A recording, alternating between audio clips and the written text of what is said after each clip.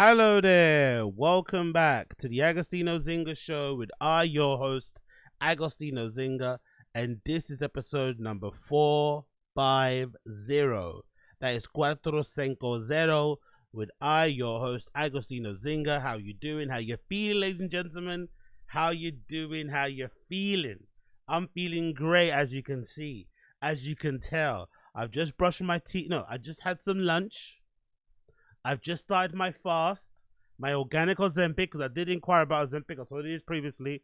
I did inquire about Ozempic, aka Manjaro, but unfortunately, I was informed by my GP that I did not, unfortunately, qualify for some Viagra, for some Manjaro or Ozempic, because I did not meet one of 7 criterias. One of 7 criterias needed for you to get it. I didn't even hit one. I didn't even meet one because all I have is asthma, all I have is flipping asthma. I don't have anything else. I didn't flip and meet that, so I couldn't unfortunately get it. But regardless, we make the best of what we can do. We make the best of what we can do. So I'm doing some organic. I'm doing some organic Ozempic at the moment. Organic Ozempic is essentially fasting a bunch, which is difficult for me because, my mouth is always moving. My mouth is always chomping. My brain is always rattling off ideas and places I can go to eat deep fried food, bread stuff covered in tempura, stuff covered in breadcrumbs, some sort of batter. I'm in it. I'm fucking in it. You give me a sandwich, I'm doubling that. I'm tripling that. You get me? You give me a bowl of noodles, I'm adding another fucking packet. Another fucking packet. You know what I mean? Now I've discovered these fucking fish cake things that you can put in your fucking ramen noodles. Now I've discovered that you can put fucking what's that thing called, that red sauce, gochujang or gochujang, something like that. I think it's pronounced gochujang. Blood clot. So I couldn't be able to get it, which is unfortunate, but I did inquire. I did look around because some of my Telegram friends, some of my Telegram vendors who specialize in the adult vitamins, right? They have been selling some under the counter white label Ozempic. It does exist. There's a big scene. Anybody that knows anything, anybody that parties, the same people that you go to for your party vitamins, for your party supplements, they are now selling white label under the table Ozempic. Now, I don't know what's inside it. It could just be fucking saline, right? It could be fucking saline in that pen. You don't know what it's going to be, but they're selling it. They're selling it right now. And it's pretty cheap for what it is. It's pretty cheap. I think I saw like £70. I saw like £100. Obviously, there's an option of me going private, right? I could just go private and get Ozempic done, because I think if you try and get it through your GP and NHS, it's just a longer process. And obviously, you got to meet those 7 criteria, which I didn't meet. But if you go private, they'll just give it to you as long as you pay, right? Private healthcare, that's how it works basically. If you have the money, they'll fucking give it to you. You can just go in there and lie and say, I can't walk. I can't go in there with a fat guy walk, Go in there, do a fat guy walk, and they might give it to you. But deep down anyway, I can't do it. Let's be real. Deep down, I can't do it. I've got too much pride. I've got too much ego.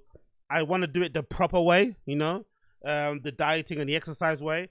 I want to feel like I won. But knowing me, right, I'm so flipping weird. I'm so wacky, put a fucking bag of frozen chips on my head. I'm so fucking cool that most likely what I will end up doing once I achieve, or once I get to my goal weight, what I'll probably end up doing when I take my before and after picture, and that goes fucking crazy on IG, especially now I don't post on there, I use the app too much. When I post again, the algorithm's going to love me. It's going to be a engagement. So it can, that's how it gets you, right? Those applications, they get you that way. If you don't use it a lot and you post again after a long time, they give you mad likes, mad comments, so that you can get hooked back into it. But I'm glad I'm not using it, to be fair. Instagram is some show-off thing. I'm not really into that sort of stuff, you know what I mean? And also, I just, I found maybe I should mention it actually in this, when we talk about this segment. But I did see that there was, was it Instagram? What is it? 30 billion users or something like that, right? I did see recently. Was that what I saw? Instagram 30 billion? Let me see here. I'm pretty sure I saw a statistic somewhere that said Instagram had 30 billion. Was it 30 billion users or something? Let me see if it's right. Let me see if I'm right here. Was it 30 billion? What did it say here? That's it. No, free. God damn. God fucking damn. Look at this statistic, cursive engagement. Instagram reaches 3 billion monthly users. 3 billion monthly users. Do you know how crazy that is?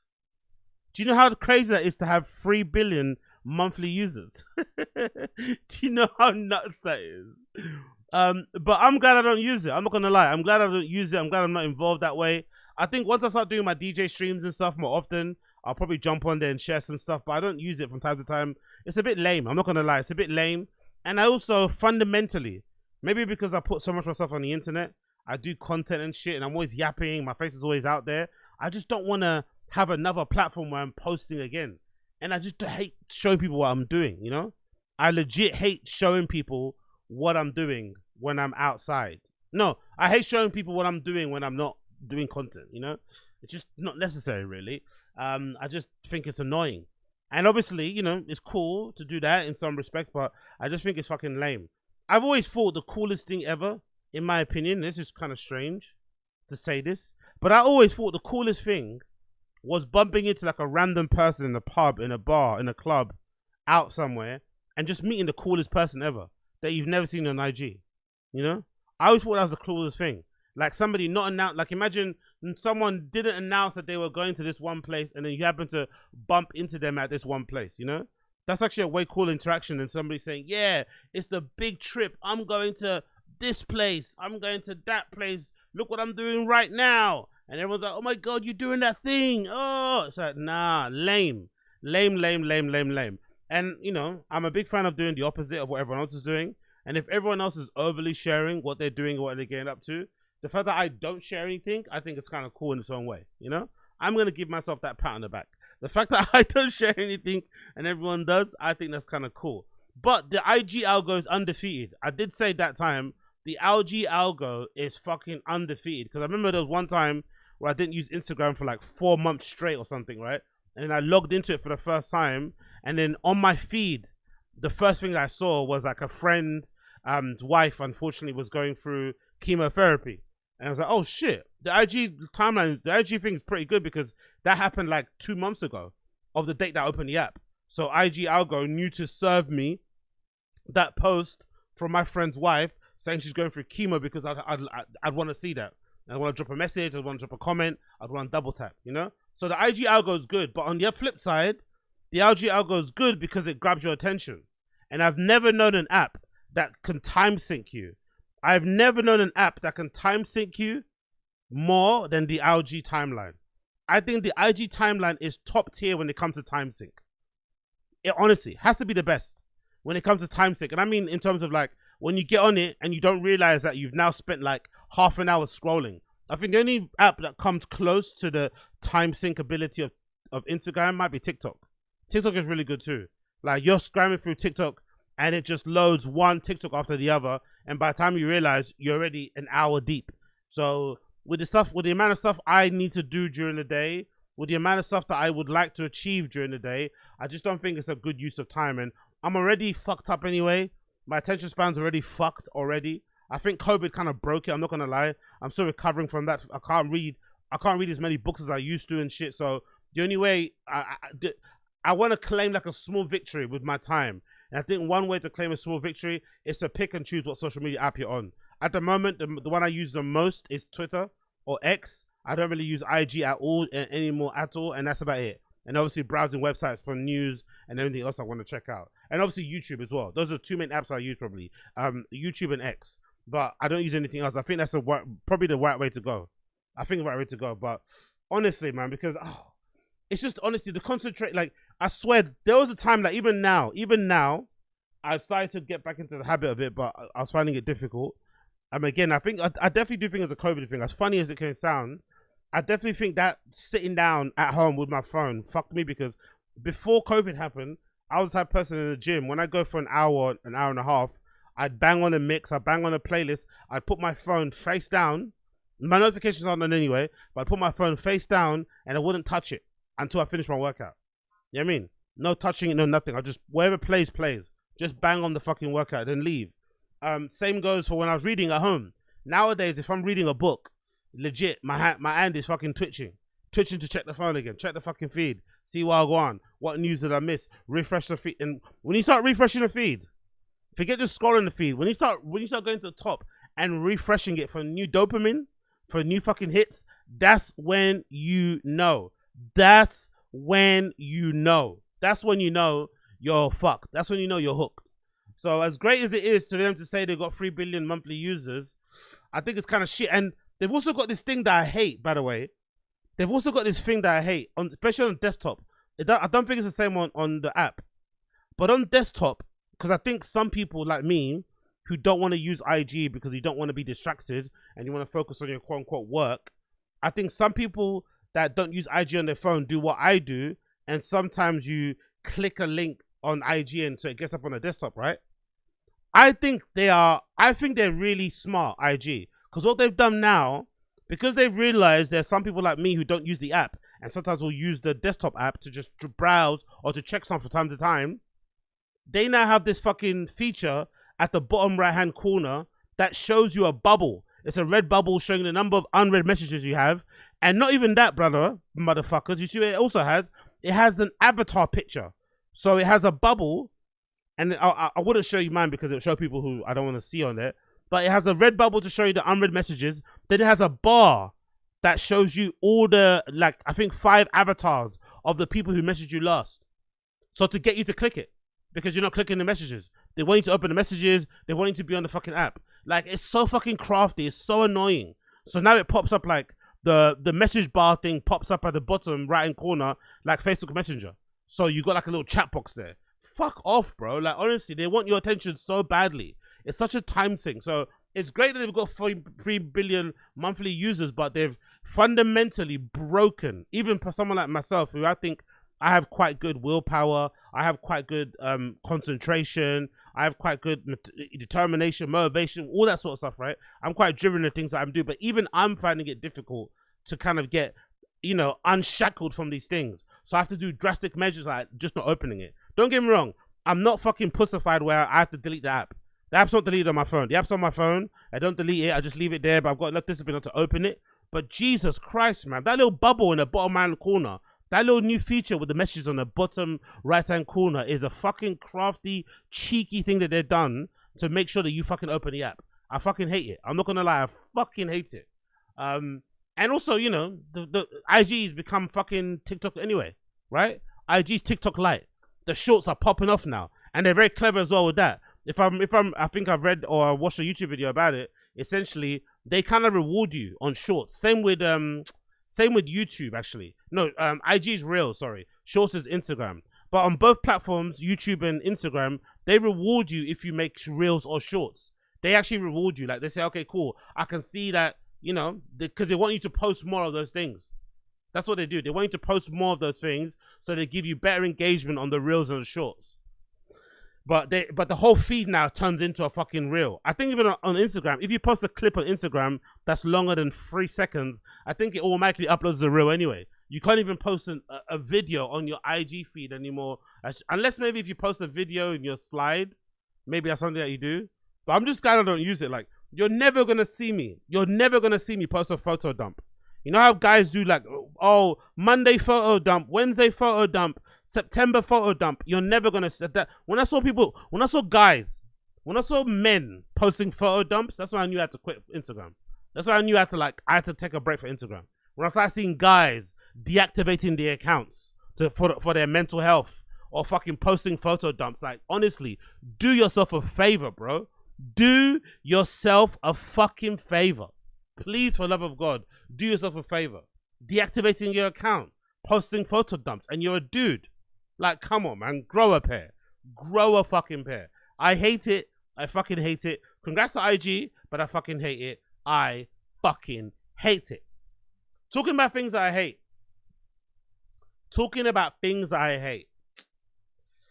Brothers and sisters, man. Brothers and sisters.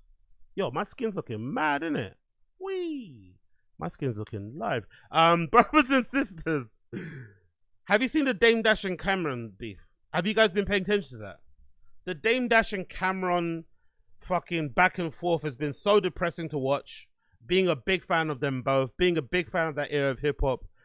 You know, watching their fucking ascension, watching some of them fall out, you know, go down, go up, go down again. It's been really kind of entertaining to watch and motivating, inspiring and shit. I remember back in the day, I used to live by those hip hop motivation videos that Dame Dash used to do with that barber guy, the big dude that used to cut Dame Dash's hair. He'd be cutting Dame Dash's hair, and Dame Dash would be dropping all sorts of pearls and gems and stuff about life, about business, relationships, such good stuff. But something happened, man. And I think what happened essentially was that, you know, Dame obviously came up in the industry, helping to guide Jay-Z to become the star that he was. And then they had a big falling out. And then Jay-Z ended up becoming one of the richest, if not the richest, hip-hop artists of all time. Billionaire, you know, probably a couple times over. He's got his fingers in loads of different pies. He, you know, he doesn't really rap anymore, but when he does, it's a movie. And I think people don't give Dame Dash enough grace. I know he's gone up a bit off the rails. I know he's kind of going out a bit sad right now, but I don't think people give Dame Dash enough grace, because I don't know how that must feel for a man to be friends with somebody like Jay-Z, to help guide his career early on. You have your falling out for whatever reason, whoever's at fault, that's not really important, but you have your falling out, you go your separate ways, and then that guy ends up being a multi-billionaire married to Beyonce. I don't know, man. I don't know what that's going to do to your psyche. I think people don't give him enough grace. That's going to break your brain, bro. You're in your worst possible place, Dame Dash, right? Your eyes full of liquid, full of blood, sorry. Your teeth are falling out. You're declaring yourself bankrupt and shit. You're lying about being Revolt chairman or CEO, whatever. And then your friend, your ex-friend, Jay-Z, is trying to open a fucking casino in New York. It got denied at the end, but he's about to open a casino. He's got record labels. He's got this. He's got that. Wine. He's got several baskets, pieces hanging in his fucking house. Like, I don't know, man. That's going to make you a bit bitter. It's going to make you a bit pissed off with life. And I understand it. I completely understand why he's like that. But it's just sad to see him going out like that. I can't deny it. It's just fucking sad to see him going out like that. And it's sad also for the friendship they had. Because you always thought, or I always thought, that Cameron kind of tolerated Dame. Jim Jones obviously cut him off instantly. I don't think, you know, with their personalities, you wouldn't imagine Jim Jones and Dame Dash would be like proper locked in and friends. It couldn't happen. They're too similar. They're too emotional. They're too petty. It's not going to work. But I thought Cameron was somebody that could somewhat handle Dame. He knew when to be his friend. He knew when to have a break from him for a while. But this recent back and forth that Cam and Dame have been having, I think is probably the end. You know, beginning or end, basically. I don't think they're ever going to get cool again, especially based on what they've been saying about each other. I think it kind of started, the temperature kind of raised a bit and it crossed the line when Cameron allegedly offered Dame Dash's son, I think Boogie or one of them, right? He offered them money to come on their show for an interview or something, right? And obviously that word got back to Dame, obviously, and he was disgusted by it. Like, how are you getting my son involved? And then obviously Dame Dash took it a step further, talking about Cameron getting punched one time, talked about Cameron crying in a car when he was in there with Big L, and Dame Dash was allegedly going to go sell some drugs somewhere, but Dame only told Cameron halfway through the drive, like, I got drugs in the car, if we get stopped, don't worry, I'll take the charge. And then allegedly Cameron started crying because he was afraid of going to prison, which is obviously not a true story, isn't it? Just, you know, just something to kind of embarrass him about.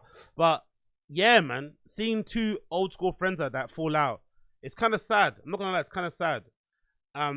Because I did see this clip going around of Ousmane Dembele. Big up Ousmane Dembele, who recently won the Ballon d'Or. Very, very, very well deserved. But there's a picture going around of Dembele receiving the Ballon d'Or on stage, thanking his family and stuff, thanking his friends. And then the camera pans to the audience and he sees some black guy crying, holding in his tears, like smiling and crying. And everyone thought that was his brother. But it's not. It wasn't Dembele's brother. It's Dembele's childhood friend. And the kind of story around that is that Dembele and this childhood friend met each other when they were like 4 or 6, something like that. Some crazy age, right? Some crazy young age. And, you know, they're still friends to this day. And obviously Dembele goes on to be who he is. And his friend is kind of with him, supporting him the whole way through. and they're essentially brothers now, right? That's the thing with guy friendships. If you meet each other young enough, you just end up being brothers. That's how it is. Or people refer to you as cousins or something. And I was thinking to myself, like, there's not a single person. I don't think there's a single person I know from when I was in like primary school. None. I don't think there's a single person from primary school that I've even met in the last like 5 years. Or I've even heard from. Let alone still friends with.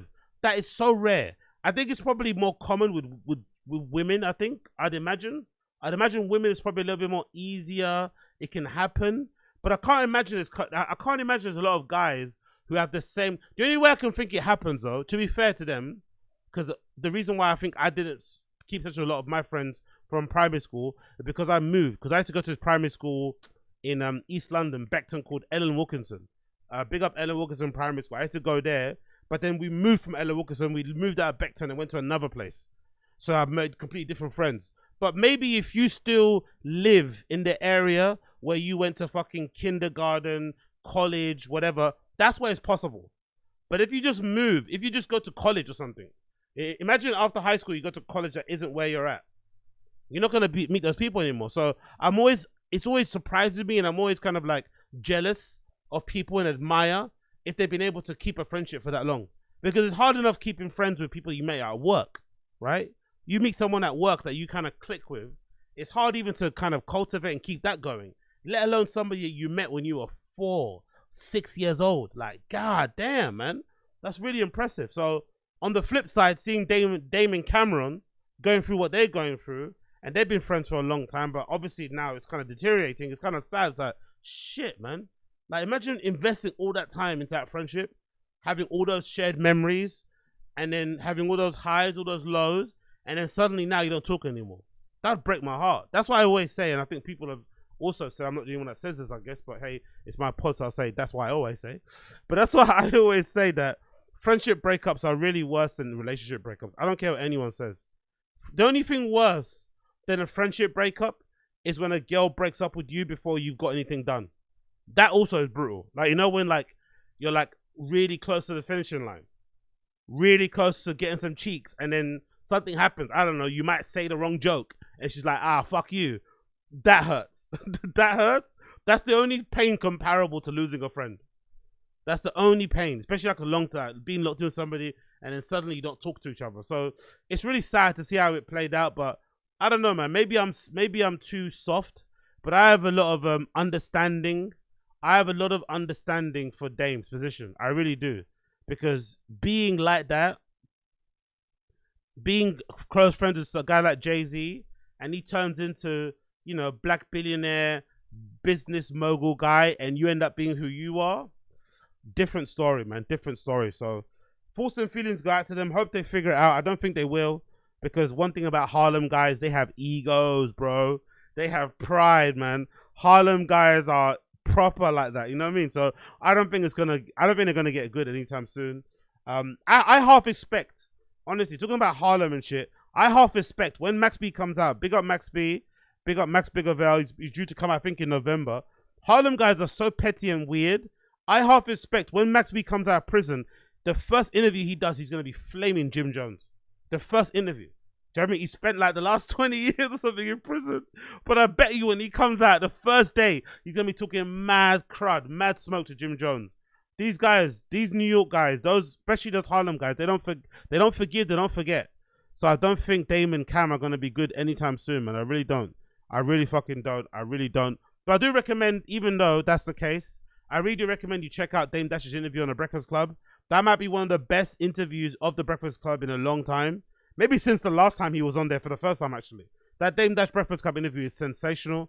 Great TV, great, super entertaining.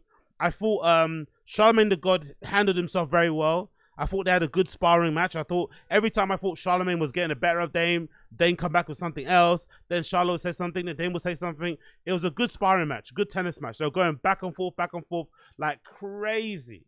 It was so fucking good. It got a bit tenser sometimes. They thought they were going to start swinging on each other. Then it kind of settled down. Honestly, I recommend you check it out. It's one of the best interviews I've listened to in a long, long, long time. Big up Dame Dash. Big up Cameron. Big up Dame Dash. Big up fucking Cameron. Moving on.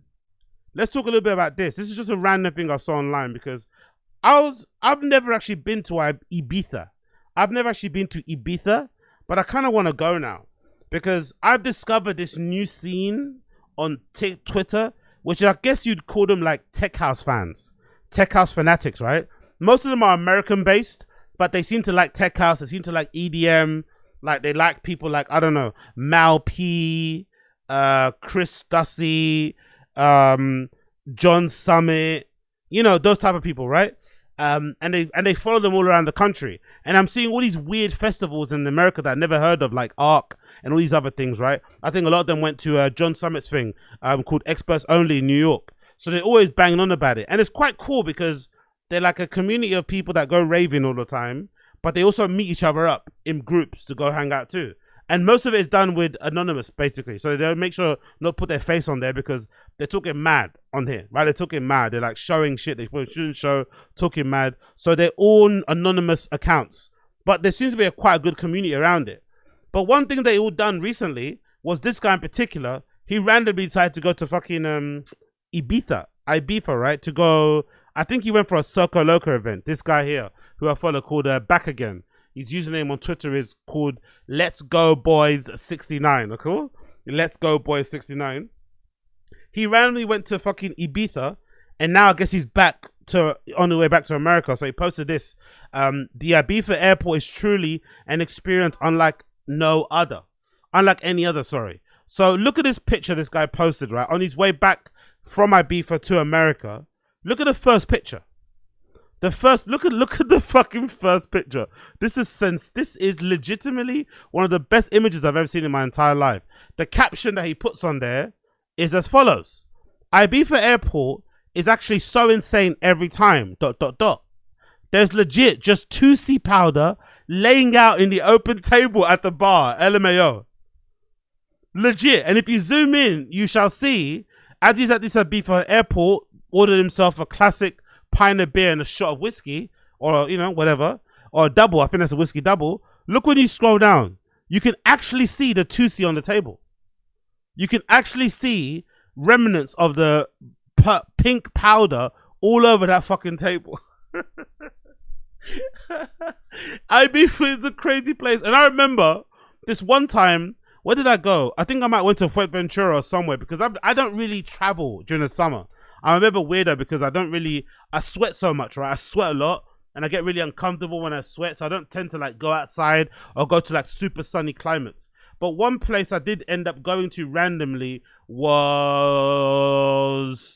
Fuerteventura. And I think at the time there were flights connecting to Fuerteventura to like Magaluf or something, right? So like a proper touristy location.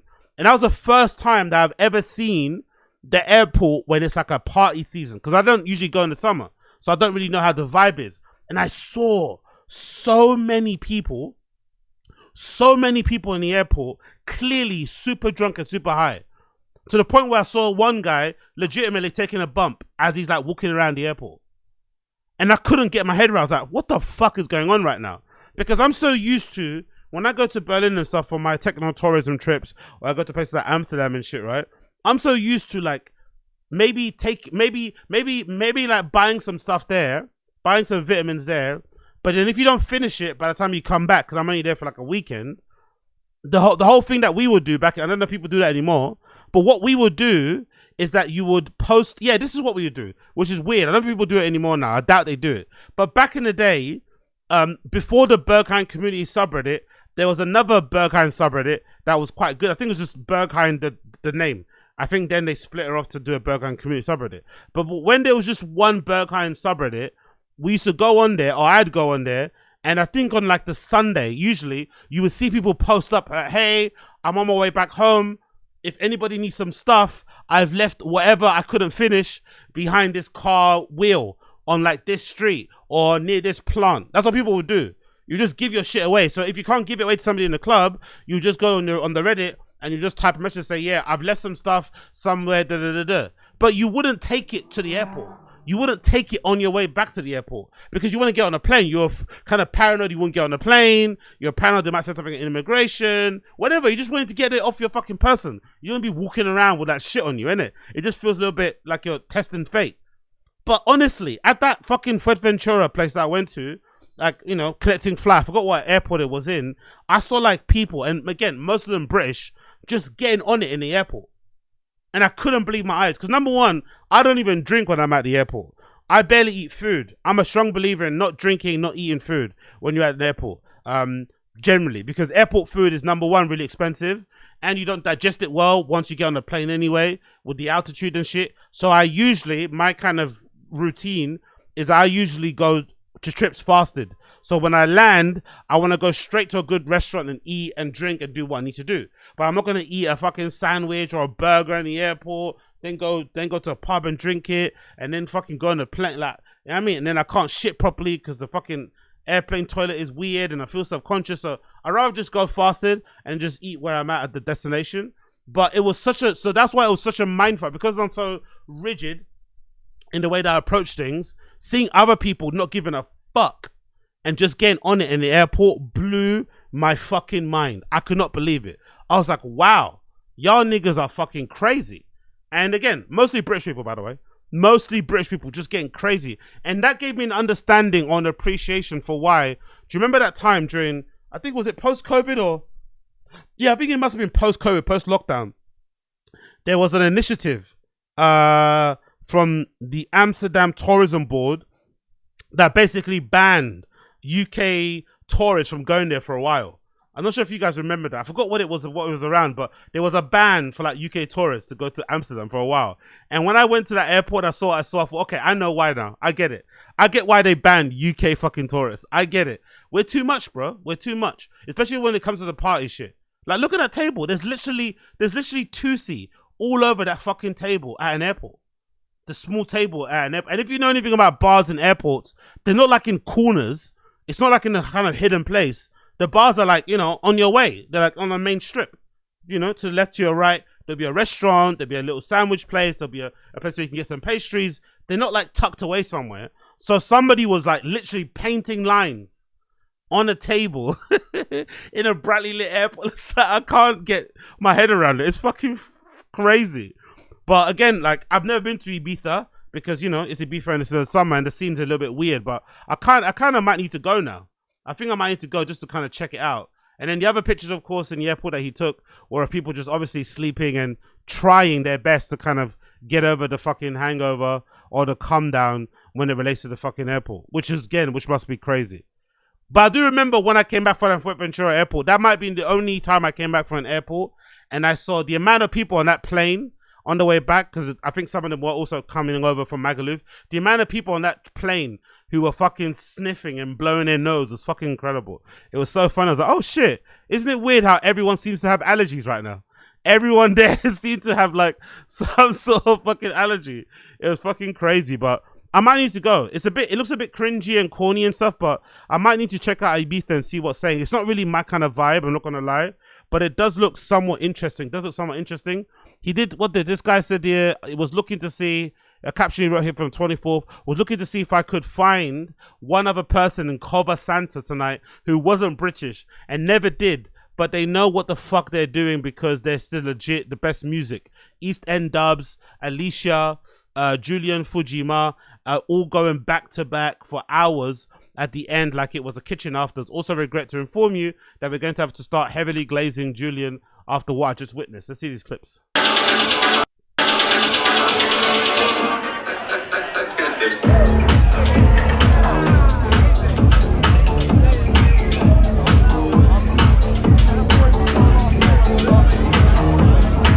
I'm not gonna lie, right? Just in terms of sonically, it's always surprised me that these type of raves have girls in them. Maybe it's just me, but I think sonically, I've always thought this type of house music, I like it, don't get me wrong, this type of tech house music, this type of stuff that Michael Bibi makes, type of stuff that Pauser makes, I always thought it was very much music that was geared towards guys, like fellas. Like they're making this song for the guy at the afters, for the guy at the rave. They weren't really songs that they were making with girls in mind. So it's always interesting to me how tech house DJs seem to have a lot of like women, girl groupies, when the music doesn't really sound like it would appeal to women, you know? It's not really fun. It's kind of guttural. It's kind of aggy. It's kind of screw facey, shoulder bargy, oli oli oli type of music. Do you know what I mean? But girls seem to love it still. So I think it kind of speaks to their community and shit that girls still feel comfortable despite some of these places looking like, you know, looking like a walking red flag. But hey.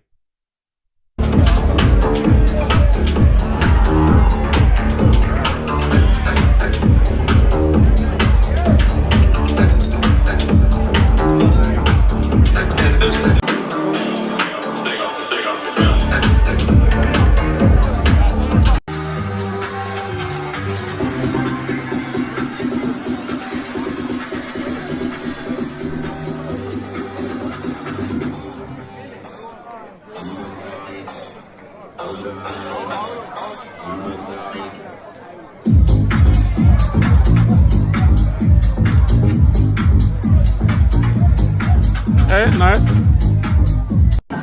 Nice.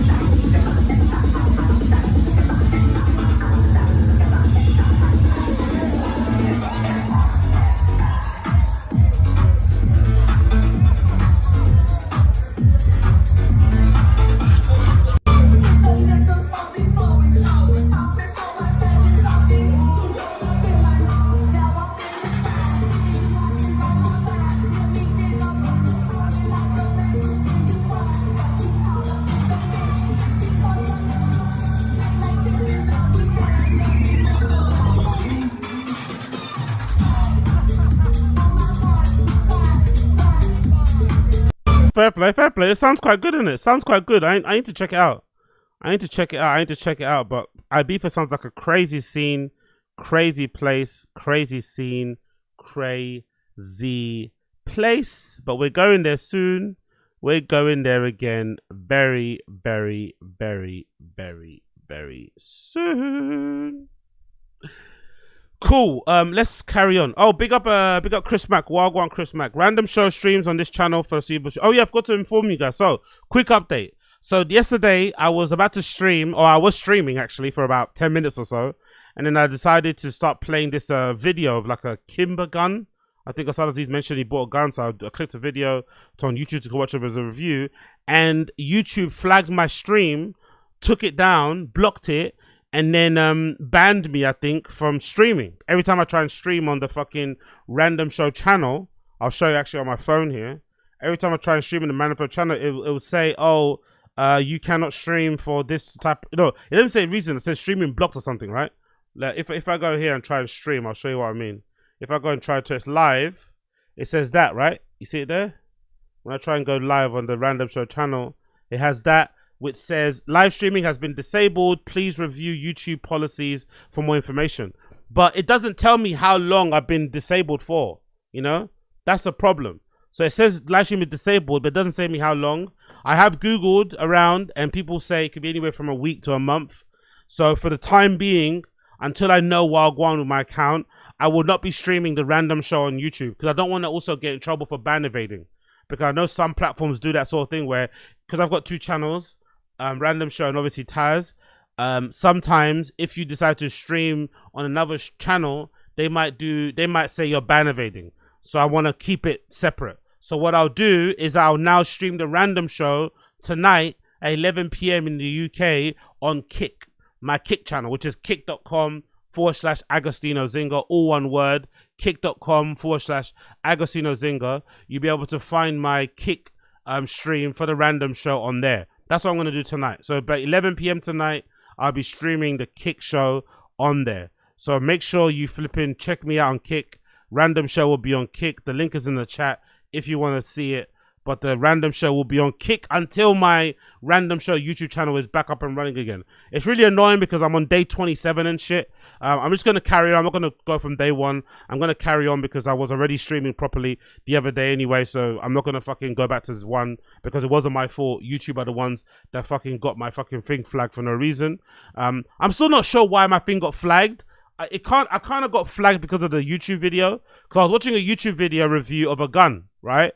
So I'm not too sure if YouTube took down my stream because I was watching a video with a gun, or if they took it down because I started pointing to the camera like I was holding a gun, like a gun finger thing, which again is stupid, you know? That's fucking stupid.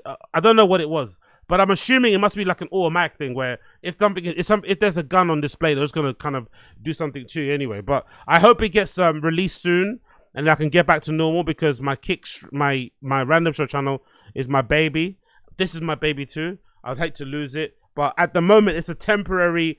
I think it's a temporary thing, because it does say on here live streaming has been disabled, but I'm not too sure if that's forever. I have to wait.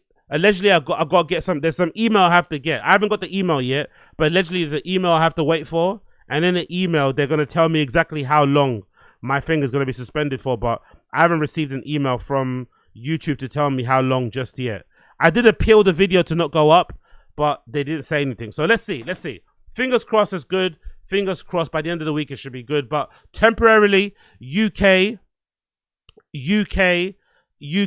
temporarily, I'll be streaming on the random show, on the Agostinho, my Kicks channel, sorry, which is kick.com, which is Agostinho Zinga. I'll do it from there. I'll continue on. I think it was day 28 I was doing, right? So I'll continue on as normal. I'm not going to stop going because of that, because like I said, it wasn't my fault. YouTube are being fucking annoying. So just carry on as per normal and going from there. But that's what happened the other day, basically. That's what happened. I'll actually put up I'll put up an announcement video later on, actually. For those of you who are watching the show live, I will put up an announcement video on my Kick channel to let you guys know and update you guys. But that's essentially what I'm going to be doing going forward. We'll be streaming on Kick going forward. We'll be streaming on Kick going forward at kick.com/Agostinho. All random show will be going through there. So please bear with me. And we'll be there from 11 p.m. UK my time. I'll be on there. So make sure you tune in. Make sure you fucking tune in, okay? Cool. Big up everybody. Big up Blood Clot, everybody. Moving on. Big up Chris Mack in the stream chat. If the AI detects a firearm on a live stream, they ice you. Even if you're watching a previously posted YouTube video, they allow gun reviews on the platform, but not... Oh, really? Interesting. They allow gun reviews on the platform, but not live streams in case someone is... Oh, okay, I didn't know that. But it should be lifted. Okay, cool. Well, the stream isn't going to be put back again, because I did appeal for the stream to go back up, but they denied it. But I think my ban for the live streaming should be lifted soon. I think so. I didn't do nothing that bad or wrong. So I think I just didn't know that. Okay, I didn't know that. I'm sure there was a time where I did watch a gun review on the random show. Nothing happened. But to be fair, that gun review I watched on the random show, I think I was skipping around. I think the one I watched the other day, I let it play. I think when you skip around, you can kind of get around the auto flagging thing. So I think if you skip around, it's okay. But the other day I was playing it and it was playing out. You know, the guy was obviously shooting a bunch, and I'm sure it recognized it and flagged it, which is a shame, really. But hey, hopefully we get that sorted out soon. I was wondering, right, because I saw this picture of Tim Cook. The head honcho at Apple now, wearing these cool pair of Nike shoes while he's over there in Japan at the opening of the new Apple store in Ginza. And I thought to myself, like, are we ever going to get to a place where the whole thick, bouncy, big soul shoe thing is over? Or is this going to be a thing for a while? Because I get it. I get that most guys like these shoes because essentially it gives you an excuse to wear like lifts if you're not a tall guy. Tim Cook looks like a tallish type of dude. But even if you're a tallish type of dude, no one's going to say no to a couple extra inches, right? Hey, that's what she said. But I personally think they're not the greatest thing for your feet. And they're obviously just not the greatest thing for comfort and whatever else it may be. And I think we're really losing out on maybe not wearing shoes with a bit more zero drop, with less of a pronounced midsole. They're just a little bit too thick for my liking. These in particular are the new Vomero Pluses, right? These are the new Nike Vomero Pluses that everybody's now all over. They're meant to be training shoes, which is good. Because I feel like there's too many people nowadays I see people wearing like racers to training, which I think is a trend because racers are usually kind of fun. No, kind of way more cool looking than training quote unquote shoes. But you also, there's no point because you're not meant to wear them for like an extended period of time. You're meant to wear them for races only because I think most racing shoes have a low maximum mileage. They might have 100 miles, 200 miles, whatever, whereas training shoes can clock up way more. You can bang in or bang out 500 miles in a pair of flipping training shoes. But for some reason, people don't like wearing training shoes to train. They want to wear racing shoes to race or to training. And if you're wondering what a racing shoe is, like what's that shoe that everyone wears? There's a shoe, Nike, let me show you. There's a shoe that everyone wears now from Nike. That's there, that one, this one here, the Vaporfly. So this Vaporfly isn't meant to be, in my opinion, you're not meant to wear this, right, to fucking training. You're meant to wear this Vaporfly to fucking racing. That's the whole point of them. The technology in it, the fucking plate, the bounce, the mechanics, the sole. These shoes are not meant to be worn every single day for you to just wear. But people are doing that nowadays because I guess it's just a trend to do. But you have to wear the training shoes. But the training shoes are kind of clunky. So now these brands are kind of clever and they decided now to whatever people enjoy in the racing shoes, they put in the training shoes. Hence why they got this super thick midsole going on there. This particular shoe that Tim Cook is wearing, according to the caption here by Modern Notoriety, this is the Sashimi Gals and Nike Vomero Plus. They're meant to be coming out soon. If you don't know about the Sashimi Gals, it's a collective, I think, in Japan of these like mums, these women who essentially hand stitch all of these bits of fabric onto the top of the shoe, like custom. It's all done one's all done by one person, I think, but they're all done by hand, not done on a machine or anything. So they're really fucking cool how they fucking do them. But they're designed by these women out there in Japan and they're really fucking expensive as well. But they look kind of cool. And I'm assuming most likely we're going to get these released very soon at some point. It also looks like he's wearing a version of Happy Socks, it looks like there. Looks like he's wearing a version of Happy Socks. Not too sure if they are. But yeah, fixed soled Nike shoes. I'm hoping there's going to be a fucking stop to them. I feel like there's just too many of them nowadays. There's way, way too many. But in case you're wondering who the Sashimi Gals are, there's a really cool feature about them on Essence, sorry. Big up Essence, by the way. So happy they're still around. I think they've got a new injection of money, so they're not going to be going bankrupt anytime soon.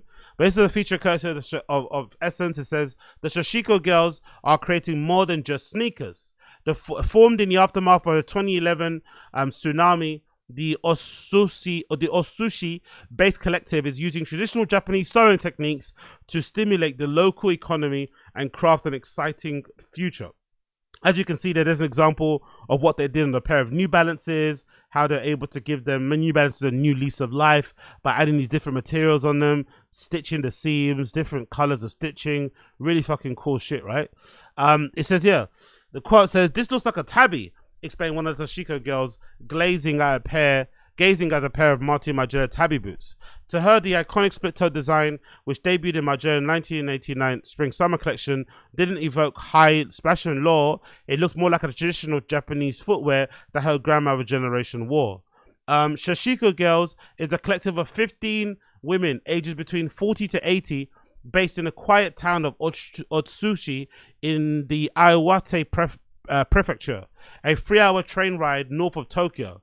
The project was formed this past year as a way to provide financial independence for older women, many of whom are mothers and grandmothers, following the devastating tsunami that struck Japan on March 11, 2011, and ravaged the local economy.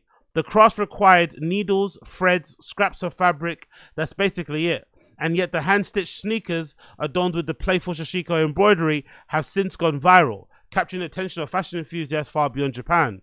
Their bespoke service, where artisans spend dozens of hours creating one-of-a-kind designs priced at 200,000 yen a pair. God damn, they're not cheap, are they? Sell out instantly. The word Sashimi translates to little stabs, referencing the method of reinforcing a repairing fabric with the geometric patterns, originating in Japan's Edo period of 500 years ago. Utilitarian stitch evolved into a art form embracing the wabi-sabi philosophy of finding beauty in perfection. Kun, a designer, or Kowon, a designer store based in Tokyo and known for highlighting Japanese traditions, has successfully modernized and introduced Sashimi Gals into contemporary fashion. The Sashimi Gals aim to pass this momentum to the next generation. This past May, they've been teaching Sashimi classes at local vocational high schools, creating jobs for young people while preserving the craft. So fucking cool. So cool, this feature. I'm glad to see them getting the love that they deserve. Some of the edits that they do to the shoes is really incredible. Giving back to the local economy. but the stitching work, the hand stitching work is fucking sublime. And I love how basic it is, right? It's just these women spending time stitching up the trainers, adding different bits of material on them. It's so fucking cool, man. This guy's got a pair of Converses made by the Sashimi Gals. Another one's got another pair of shoes there. All different types of fabrics being applied. I fucking love it. I really, really do. There's a pair of Sambas there, Converses, New Balances. So fucking cool. Big up the Sashimi Girls. Big up the blood clot Sashimi Girls. Also, let's pick up this clip. Courtesy of the music connoisseur. The caption says, no other UK rapper has broken Tinie Tempah's 85k first week sales record. The closest was Dave with 75k, 40% for merch. Tinie's record still stands today. So Tinie Tempah's first week sales, I think his album came out, was it 2009? Yeah, 2009. Tinie Tempah's 2009 album sold 85,000 records first week. And that record still hasn't been beaten by any UK rapper. 2009. Cracking crazy. Here he is talking about it. Do you think any UK rapper could ever take your first week sales record? I think it should happen one day, but it's been like 15 years. What's going on, guys? No one's come close as well. It's been 15 years, guys. Come on. Who could, like, do you think today? Do you know what? I think there's a lot of rappers that could, because there's a lot of talented people out there. I don't want to say any names, though. We'll just wait and see what happens. Who do you think is going to take it? I thought Central C was the only one that could, but he didn't get close enough. I think Dave maybe. Okay, I like that. I like the answer there. But maybe. I think it doesn't get like credited enough how crazy that record is. Well, you know what? You're crediting it now, so that's good enough for me, bro. And the record is quite crazy, but then when you think about it and you actually play the fucking music or the album, it's not really rap. Yes, he raps on it, but he's not really a rapper. It's mostly like EDM. It's what you'd probably describe as EDM nowadays. It's actually ahead of its time if you think about it in EDM wise. But in terms of rap sense, it's not obviously that great. And obviously as well, when you listen to the records, I forgot just how awful the music was back then. 2009 was an awful, awful time for music, especially in the UK. Fucking garbage. And I think nowadays, like, as great as that record was and that achievement was for Tinie Tempah, I think it'll be way more impressive now if you made it and you were able to sell more than 75,000 first week as a rapper. Because number one, rap music's way harder to sell at that kind of quantity. I think Tinie Tempah's music that he was making back then, electronic, EDM sort of stuff, big room, you know, whatever, that's obviously going to be more palatable to more people outside the quote-unquote urban demographic of people who might like stuff like rap music. And I also think there's way more competition now, like legit. It's probably the best time to be an artist, but it's way more competition. So if you're a UK rapper, you have a lot of people you have to compete with in your home country, in your home fucking city, around your fucking area, plus all the other genres. So in order to burst through and pop through is crazy.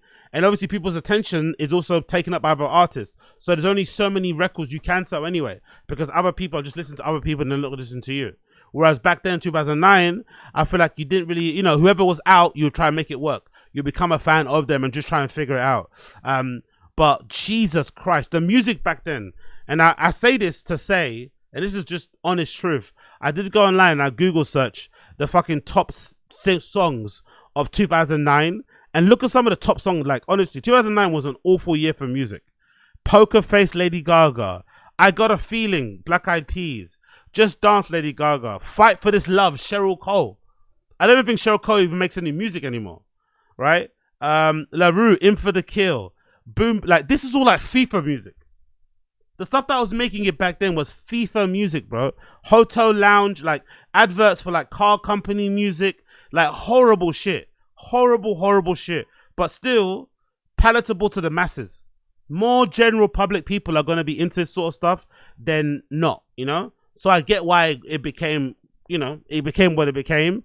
But Jesus Christ, man. Like, I think of Tinie Tempah's record Pass Out, and like that type of era of music, if I was to hear that nowadays in a function, I'm leaving. If I go to a function and they're playing Pass Out, they're playing Boom Boom Pow by Black Eyed Peas, they're playing fucking Killing in the Name of You, Rage Against the Machine, great band, but I'm fed up of hearing that fucking song. It's all so played out. So I think nowadays, if you were able to sell more than 75,000 records first week as a UK artist, you are doing something. Like, it's no mean feat. It's way harder. The quality of your music is probably of a higher level too, nowadays than it was in the past. Alexandra Burke, Bad Boys I'm seeing here. God, oh my, horrible. David Guetta, Sexy Chick. Tinty Strider, #1 with N-Dubs. Kings of Leon was on here. Lily Allen, The Fear. Dizzee Rascal, Bonkers, one of the worst songs ever in the history of songs. Honestly, admire and respect people for doing so back in the day, but Jesus Christ, man, that era of music where Tinie Tempah was kind of dominating was fucking garbage. But big up him though. That record is still fucking crazy. Hope he's getting residuals from that still. Big up him. Moving on, we've got this clip featuring Dizzee Rascal and Wiley out there in Shoreditch. I think this is the underpass around the corner from Shoreditch Overground Station. There's a little underpass where people graffiti and whatever, and it's turned into like this like de facto pop-up space. It's kind of cool. I don't think it's official, but that space is turned into like whenever someone wants to do an activation, they kind of stand in that little underpass thing. It's kind of cool. So this is Dizzee Rascal and Wiley doing their thing in Shoreditch.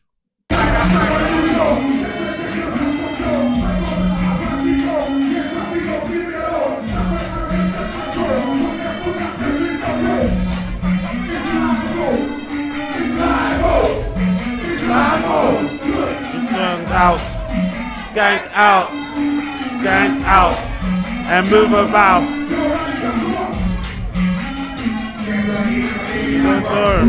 They made a black bird. They made a black bird. Why did they buy a bird? They made a turn.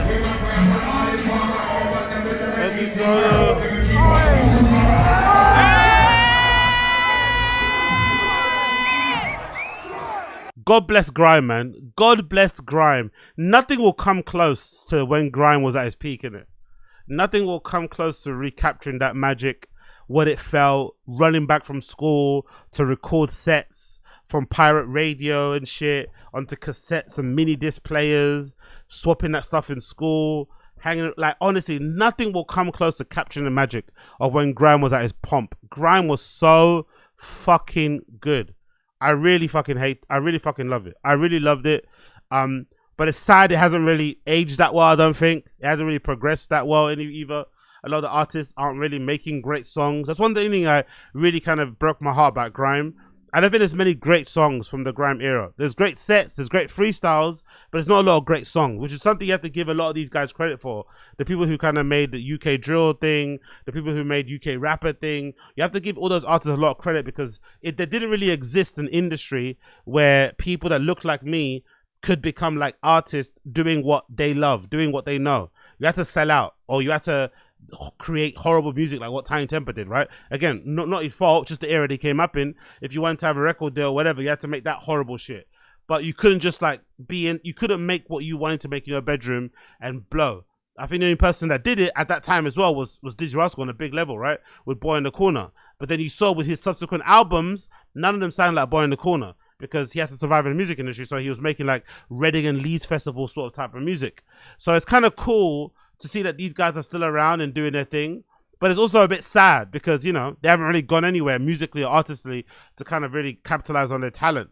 And also they're getting older, right? Wiley's sitting down, like, as he's spitting, doing his thing. Probably too tired to stand up the whole entire time. Dizzy's doing his thing, but he's also a bigger man. On the topic of Dizzee, actually, it's actually interesting how it panned out for Dizzee because, again, how the industry works is weird. Because don't I remember seeing a story where he got convicted, like in a court of law, of like abusing his wife or his ex-wife or girl or something, baby mum, like legit, and nothing really happened in terms of like quote unquote cancelling and shit. It's weird how that works, isn't it? Maybe because he's like doing his own thing. He's not really, you don't really see him on like black podcasts too often. He kind of does his own thing, right, for the most part, which I love. But you didn't really see any kind of push to get him cancelled, even though I'm pretty sure he was convicted in a court of law of like domestic violence or something like that, which is kind of crazy. And he just like, you know, just carried on like nothing happened. The brands haven't stopped fucking with him. He's still sponsored, I think, by people. He's still out here getting money from music and shit. He doesn't not get shows or bookings. It's just interesting how it works out. Some people, you get in the news, you have an argument with a woman on the train and it goes viral, you lose everything. This guy, you know, allegedly put hands and feet on his missus and shit, and nothing seemed to happen. Again, legend, you know, I don't want to see him in prison or anything, but it's just really interesting how that kind of played out for people. But regardless, cool to see how they're still around. There's still an appeal for it, but it's just sad that it hasn't really evolved from then. It didn't really evolve from there. It didn't really evolve. Talking about not evolving.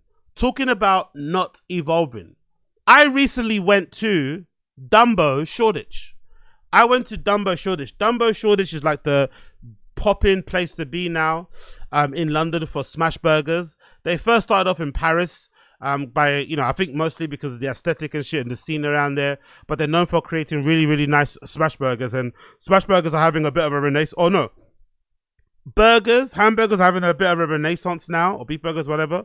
But the smash burger thing is becoming a big thing now. Everyone's kind of into smash burgers. So I see all these places popping up from time to time over here in the UK. We had a period where the burger was a big thing, when like Meat Liquor opened in a few other spots, but now we're having like a second or third wave of the new burger thing here in the UK. So Dumbo opened up in Shoreditch. It's kind of near Brick Lane. It's kind of opposite, you know, Shoreditch Cycle, whatever. It's at top of Brick Lane. You can't miss it. It's a cool little location. During the summer months, they had people just sitting outside the front on the curb and shit because it was only counter service and stuff in terms of what you could order. But now, when I went there recently, they've just recently opened up a back bar thing. I'm pretty sure. I'm not sure if it was open in the beginning. Don't quote me on this, but they've got like a back kind of seating area, not back bar. They've got a back seating area, which is a really narrow place with like stools and tables that you can sit down. The stools and table aren't the most comfortable, but if you want to sit down, you don't want to sit on the floor, you want to sit on the table, I recommend you check it out. But it's not that many tables, maybe like 5 or 6 of them tables and serve you can sit down on, and you sit there and the guy will come bring out your fucking food. The smash burger had the regular one. I think they're like £10. Had the regular one, and it took about, I don't know what, 10-20 minutes to come out. And I enjoyed the experience way more because it's in a cool part of East London, well, I guess EC Central, whatever that fucking is, east of Central, whatever London. It's a cool part of London. You can go to lots of different spots after. You can bounce from the other spots there too. So I think the ambiance of it was better than the actual quality of the burger. The burger wasn't that great. It was prepared really well. You know, nothing kind of fell apart. It wasn't leaking everywhere. The construction was fairly solid and shit. You taste all the ingredients, but I don't think the meat was that flavorful for what it was and for the price that you have to pay for it, especially the price. The price, you know, it's £10 and up. There is no like £8 burger, no £6. It's just £10 and up. For the price, it was not the most flavorful thing I've ever had in my life, but I have to be honest, there was no leak, no nothing. You know, somewhat succulent meat, but not a lot of flavor. I feel like you get more flavor in a burger if you go to like Five Guys than you did there, you know? But again, the scene is kind of cool because it's in a hipster place, so maybe you'll like that. But the thing that I thought was a standout, at Dumbo Shoreditch was the chicken nuggets. They have homemade chicken nuggets. This was definitely the standout they sell there. Homemade chicken nuggets with their homemade sweet and sour sauce. So you can see it in a little container. This was bussin'. This was bussin'. So fucking good. I recommend it. I think it was like £8 or something. You get quite a decent portion. As you can see here from the picture that I posted, you get like 6 chicken nuggets. They're fairly big as well in terms of the size. I think they're a little bit bigger than they're just a little bit more thicker. They're probably the same diameter as like McDonald's chicken nuggets, but they're a little bit more thicker because obviously they're homemade and shit, and they actually made a real chicken as well. So I really like them. And the fucking sweet and sour sauce, like I could put that on bread. That was fucking tasty. The sweet and sour sauce, really lumpy and shit, and very flavorful. So the chicken nuggets are the best, but I feel like if you're a restaurant or if you're a spot like Dumbo and you're known for your smash burgers, and the thing that people like the most is the chicken nuggets, I think that's a bit of a flop. I'm not gonna lie. It's almost like chicken sours. Big up chicken sours. When I went to chicken sours for the first time back in the day, the best thing they used to have on there were like the fried crojette things. I think it's fried crojette fritters or something. They were gorgeous, lovely, so succulent. But the chicken wasn't that great, you know? The batter would fall off from the chicken meat. Like, it just wasn't that flavorful, wasn't that nice of experience. But those fried crojettes were great. But again, if you're going to a restaurant where they're known for fried chicken and the thing that you like the most is fucking fried zucchinis, probably not the right place to go. So I did enjoy my time there. Service was fairly cool, easy enough location to get to, and I recommend if you haven't been already, check it out, especially if you're on a burger tip. Right, this is their Instagram, Dumbo Shoreditch. As you can see here, I think this is a spot. This is a spot in Shoreditch actually. What did it say here? Dumbo Shoreditch is now open. This is from 2 weeks ago, showing everyone eating and stuff, how they prepare the food and shit. All the people in the kitchen creating the food. You see how the beef patty's made there. What's that? Shoreditch stay open. You see how they do it, but I was just disappointed by the lack of flavor in the beef burger. I'm not gonna lie. The burger, there wasn't a lot of flavor in it. The smash burger consistency was great. I could have probably done with one extra patty in the burger. I'm not gonna lie. I probably could have done with one extra patty in the burger. They've got a decent drinks menu there. I've heard too. It's a place to be for a lot of people, but I'm just disappointed that there wasn't more. Wasn't more flavor in the burger itself. But it is a decent place to go check out, especially if you're in London. It's a decent place to go check out. So I recommend you check out regardless. Big up Dumbo. Big up Blood Clot Dumbo. I also forgot to mention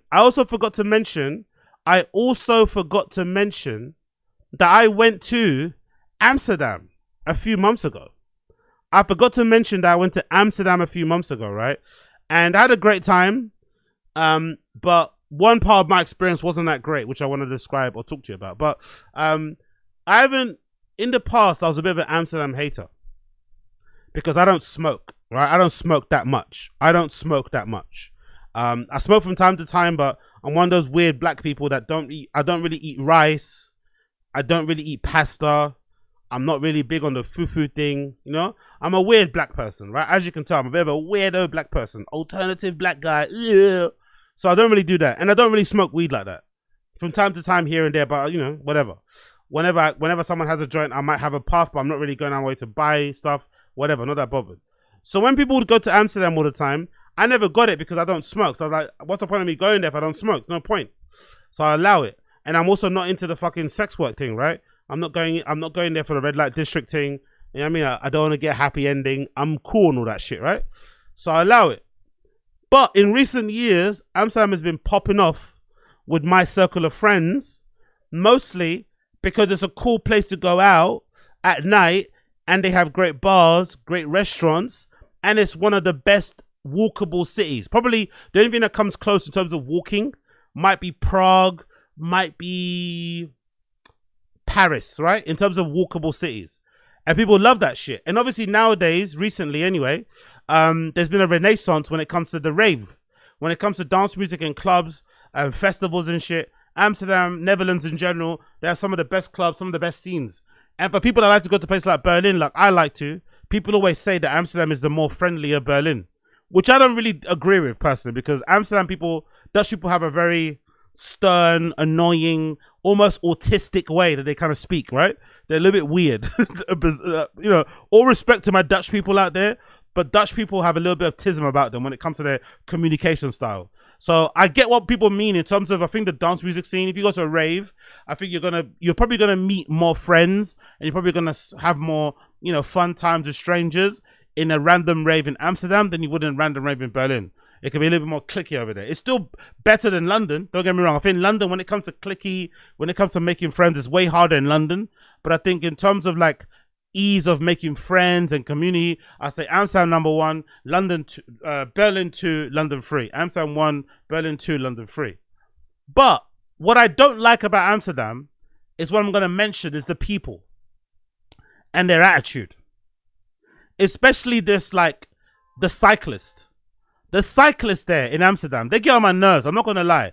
I understand it's a cycling city. Everyone's got a fucking bike. Everyone's fucking cocked up, right? Everyone's cocked up like they got something up their ass, right? Riding their fucking little bicycles, right? I get it. But the way they go on, if you step for 0.01 second in the cycle lane, oi, yeah, oi, like so obnoxious, so up their own, like just so annoying. And most of it is obviously to tourists, right? Who are unaware. They're not looking where they're walking. They're dragging their luggage. I get it's annoying. You have to keep stopping on a bike. Because trust me, I ride fixed, right? I ride fixed. And anyone that rides a fixie knows how annoying pedestrians are. when they're indecisive and they walk across the street. You got to slow down, then you got to carry on again. It's fucking exhausting. I get it. I ride fixie. I understand. But they're so obnoxious. They're so obnoxious, bro. With the fucking ringing on the bell, with the shouting, with the fucking kissing of the teeth, the shaking of the head, the sighing. Like, you step on a cycle lane for 0.1 second, just a little bit. I go, hey! You know what I mean? Someone's saying something. Someone just pops out of nowhere with a fucking bike. It's fucking annoying. The cyclists drive me crazy in Amsterdam. And to be fair to me too, I went in the worst time possible. I went to Amsterdam. The weekend that I went was the weekend of gay pride. It's a very popular gay pride around the world, Amsterdam, but it's one of the worst. That I've been to a few gay prides in my life, and the Amsterdam gay pride might be the worst gay pride I've ever been to. It's so busy. It's full of the worst type of people. You know the gay pride. You know the type of gay pride people who go dressed up as disco balls. That type of gay pride. I'm sure, honestly, my fucking gays and they and thems in between, they know what I'm talking about. The kind of people that go to gay pride, you know the type of people that go to gay pride, but then if they get into an argument with somebody in the street, they call them the F slur? That type of person.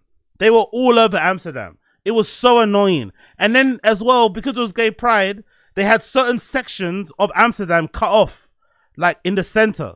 So there were like sound systems there, like little like sound systems with people DJing and shit and little parties, but they were like cordoned off.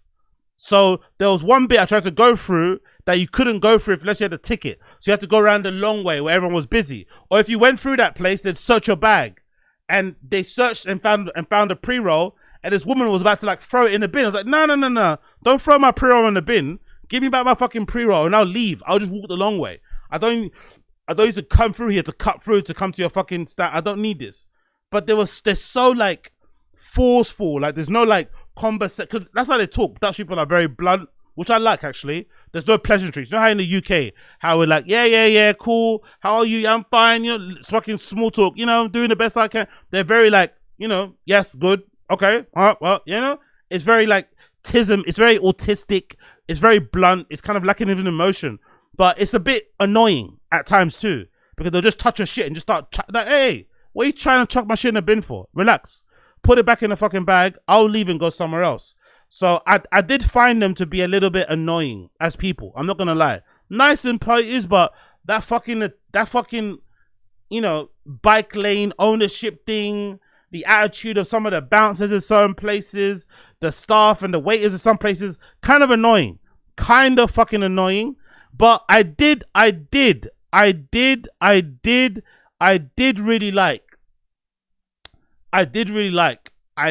like the weed shops. I'm not gonna lie. Going to a place where you can just smoke inside in a cafe sort of thing is a bit of a mind fuck. I'm not gonna lie. I get why people that look like me or people that like weed in general, I get why they go. I get why you go, because it's such a nice experience, especially the places that we went to that were like, it was playing good music, right? I went to places playing good music. They have a decent menu with drinks and food and shit. It was kind of nice. It was kind of trippy, because I'm so used to in London being with my friends and they're rolling up joints. If they hear a police siren, they're running to the corner. You're smoking your joint in a park. You're smoking your joint in an alleyway. You're like hiding. It's always like hiding. So to go to a place where you can just smoke, you know, openly, you can smoke in cafes and shit, was a mind fuck, man. It was so fucking trippy. Some of them were a bit shit, you know. Some of them were like, some of the weed cafes were like, how do I describe them? They were kind of like sex shops, weirdly, especially with the decoration and the interior design. Kind of like sex shops. Bit of a strange vibe. Very brightly lit. The music was way too loud in some of them, but I did like the smaller ones. Like I went to smaller ones that are like, because the hotel I was staying in was a little bit on the outskirts. It wasn't in like the center ring. It was in the outer ring, like, yeah. And if you go to the outskirts, for instance, like I was only buying pre-rolls. And if you went to a weed shop on the outskirts, the pre-rolls are like €6, €10. But if you bought a pre-roll in the center, it was at €20. But then those weed shops I went to on the outskirts, they were more like little bodegas. Very small, quaint little places. You know what I mean? Easy menu, chill. But the ones in the city center, they were like, they had security, they had a cloakroom, a bar, food, like crazy. I mean, it was a lot. One of them I went to, they had a touchscreen checkout. Like you could fucking, like if you went to order something of Tesco Express, it was fucking hilarious. But I've got some pictures here of my experience. This one place I went to, I fucking hated, by the way. These are the shoes I wore the whole time, the whole trip. Big up my guy John Geiger. I was wearing these fucking 004s, the lime green ones. They sent me a while back, all trip. I had these on all fucking trip, and they were breaking so many necks. So many people were looking at these shoes. They were fucking loving the shoes, loving me wearing them, asking where I got them from. They broke so many necks. The John Geiger 004. So if you haven't already, go check out my guy John Geiger. I think it's John Geiger CO. John Geiger CO, JOHNGEIGER.co. Go check out his website for other colorways of the 004s. Honestly, I had a fucking blast wearing them. Everyone fucking loved them. Big up the people that were fucking glazing me with the John Geigers. But a place that I fucking hated was this place that I went to for the second time. I went there one time before. Big up Bobby. We went there one time. We went to go see fucking Dixon play. And I went back again. And the women in this fucking restaurant are so rude. It's crazy. I had a little bit of a mishap in there, right? Where I went to go, it's like a restaurant. What's the name of it called again? Let's double check the name. The name of the place is called Eetsalon van Dobben. Eetsalon van Dobben. Don't get confused by these pictures of these lovely ladies smiling. Don't get fucking confused. These women are fucking bitches. I'm never going back there again. So fucking rude. So I went there once with Bobby to go eat, and we went to Amsterdam one time after fucking Berghain. No, sorry, Amsterdam to go see Dixon play. And they do croquettes. They do these croquettes, right? Amsterdam is known for croquettes. Not the really flavorful ones like Spain. You know, Spain have really nice ones. Their croquettes in Amsterdam are more like, I guess they're more like Central Europe. They're like a little bit more rough around the edges. It's usually filled with what? I don't know what it's filled with, but it's not as cheesy, let's say. But it's still a nice croquette. They either come in balls, the croquettes, or they come as a tube sort of thing, right? They're kind of nice. And in this particular restaurant, what they do is that they serve the croquettes with like mustard. So you can get it as like a small croquette tube type of thing, and then they give you a bun, a bread that you can then, you know, smash it in there with a bit of fucking mustard, or they give it to you in these balls. So I ordered both. I ordered the one that comes in the bread, the little croquette with the bread, and I ordered the little tray with the fucking croquette balls. And I guess there was a confusion or something, right? Because I'd never ordered the balls before, so I didn't know how many you got. So the lady came out and said, yeah, croquette balls, the one I ordered from, and she came over directly to me and gave me the balls. So I got the 2 trays, I put them on the table. Now I'm waiting for my fucking bun to get there. My bun comes, I get the bun, I put it on the table. I'm eating for a good 10 minutes now with my 2 trays of croquette balls and my 1 plate of the bun with the croquette. I was eating this. Until I get a picture of it. I was eating one of these ones. Where is it? Yeah, that's it. I was eating this. So I was eating that. That's what I was eating, right? Can you see that? I was eating that right there. So I had that. So I had like a tray full of that, 2 trays of that, and 2 trays of these little things. Eating it for a good 10 minutes. Then one of the ladies behind the counter, just starts screaming at me. Like, oh, you shouldn't have taken this. This wasn't for you. And basically, she was trying to make it seem like I stole it. Like, trying to make it seem like I did some, I don't know what she was doing, but she started, and again, this is like a really small bar type of area, restaurant thing. She was screaming, and everyone literally turned around. I was sitting in the corner. Everyone turned around and started looking at me. And obviously, in that restaurant, I was the only fucking black guy in there too. I was the only black guy in there. She started screaming at me. I was looking at her confused, like, what are you talking about? And then I could kind of understand through her broken English, whatever.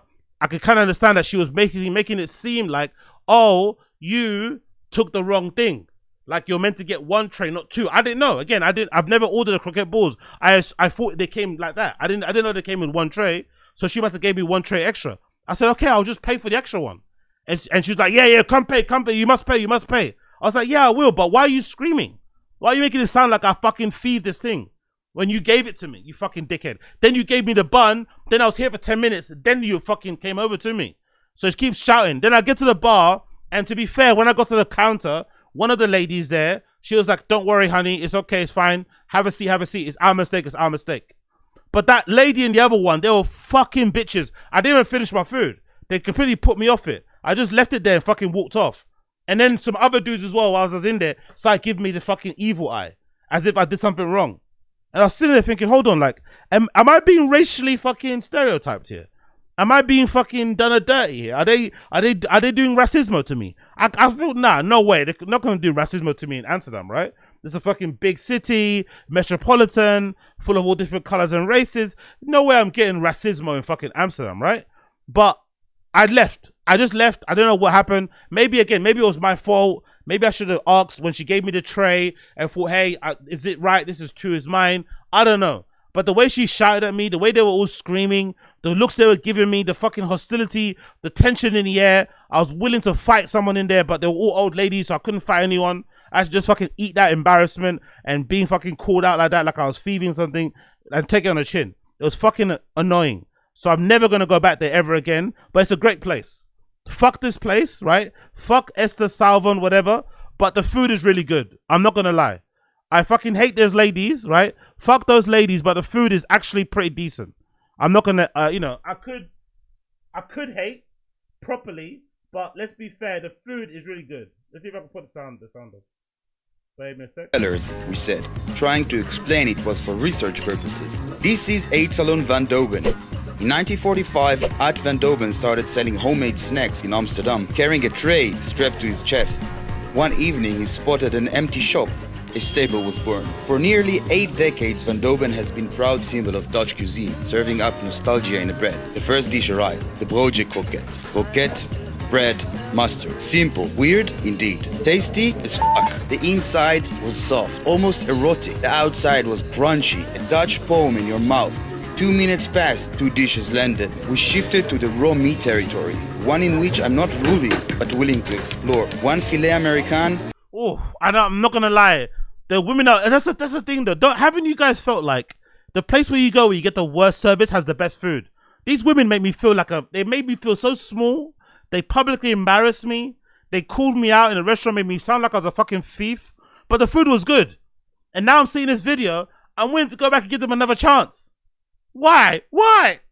One steak tartare. Then an unexpected event occurred. 2 glasses of milk were placed in front of us. Never in my life has a drink made me question my choices until now. I'm not lactose intolerant, but a glass of milk next to a sandwich with cold cuts and beef liver? I ordered Coke. Hands with 2 plates were heading towards our now regretful faces. Pork roast with glorious peanut butter gravy and a meatball, both of course on bread, and both of course so lekker. We felt like the research wouldn't be complete without a Dutch dessert. Kind lady in white suggested we try the nostalgic ice cream place, Van der Lien, and as true researchers, we did. A sweet, airy finish to a feast of Dutch classics. The conclusions of the research? Dutch food might have a bad rep, but when it's done with passion, it's amazing. Yeah, I might have to give her another chance, man. They were fucking cunts to me, honestly. They were fucking cunts for no reason, but I might have to give them another go because the food is actually really fucking good. The bread alone is so fluffy and shit. I had the cold cuts the last time I went there. The first time I went there I had the cold cuts. I only had the croquettes and the balls. But God, they were so rude. So unnecessarily rude, the fucking women there. Fucking hell, man. But the food's really good. But the food's really fucking good. So maybe I'll go back there again. But as I'm browsing the feed of their Instagram, there's not a lot of black people there, to be fair, you know? Oh, there we go. One black person. Let's go. There we go. Big Zoo went there. When did Big Zoo go? How do I get this recipe? You don't get the recipe. Why? You have to come here. What if I pay? Everybody has a price. No. That is good. How do I get this recipe? Okay, so Big Zoo went there. That's the only black person I can see. 87 weeks ago, Big Zoo went there. But apart from that, it doesn't seem like they accommodate people like me. So maybe they're just getting used to us blacks, innit? Maybe they're still getting used to us blacks. They're getting used to our personalities. Maybe if I go back a third time, they'll soften up a bit, you know? Maybe. But God almighty, man. Absolute fucking bitches in there. But hey ho. Some other pictures from my trip. As you can see, my foot there walking around. There was a gallery I went to, museum, see some Damien Hirst shit, you know, standard stuff. Went to a couple art galleries, really cool stuff, blah de blah de blah. What else did I do here? You see my foot next to a green rule there, whoa, crazy. And yeah, good times at Amsterdam. Good fucking times. Good for, oh, and more food, of course. More pictures of food. And of course, the trip back home. Oh, by the way, these things in the shops. These things in the shops, wherever these cake, what's the cake thing called? Whatever that word is. These fucking cakes, you can buy them in shops, right? They come, there's like 3 different styles. Woo! They're like a couple euros each. These little cakes, these little gâteaux. Ay. If you're a big back, I recommend you check out Amsterdam. It's gonna give you, you know, it's gonna give you more LBs, more KGs, but I recommend you check out Amsterdam. That place is fucking crazy. Honestly, I swear to God it is. Cool. Moving on. Let's talk a little bit about this. Where are we going here? Where is it? Over here? Is it this? I think it's this one. Yeah, let's talk a little bit about this. Bear with me a second here. Let's talk a little bit about this. So, as you guys know, Diddy was found not guilty of the most serious charge in his RICO, which was like the sex trafficking thing, right? So most likely he will not get a long prison sentence. He's probably going to get a short one. If not, he'll probably get time spent or time served because of the amount of time he's been doing in jail, awaiting the verdict and stuff. So to support his potential early release, a bunch of his close family and friends have written letters to the judge, kind of speaking to his character in the hopes that will get him off, right? And some of the people that wrote the letters will surprise you. Some of them won't.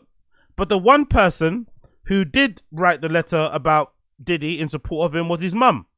And I'm going to read to you a couple of letters here. I'll read to you a couple. One of them was from his dear mother. So Diddy's mother wrote a letter to the judge asking for clemency and for the ability for maybe Diddy to come back home early. And she writes, let's read the letter she wrote to the judge. Dear Judge, my name is Janice Combs and Sean Combs is my only child. I'm writing this letter to implore your honor to please have mercy on my son. Sean has always been a loving and caring son. On December 21st, I'll be 85 years old. This separation for the past year, while Sean has been incarcerated, has been excruciatingly difficult, painful for me and his children.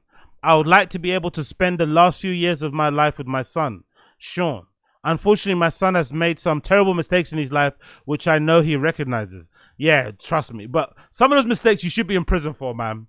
I know you miss your son, mum, but some of those mistakes, you don't get second chances at life with some of those mistakes. Some of those mistakes, your lesson should be prison.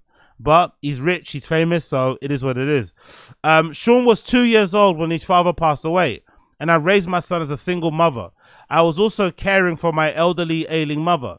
I worked 3 jobs to provide for my son a good education. I drove a bus from 7 a.m. to 4 p.m. Monday through Friday. Then in the evenings, I worked at a United Cerebral Palsy home care for patients. I also worked on weekends as a salesperson in a clothing store.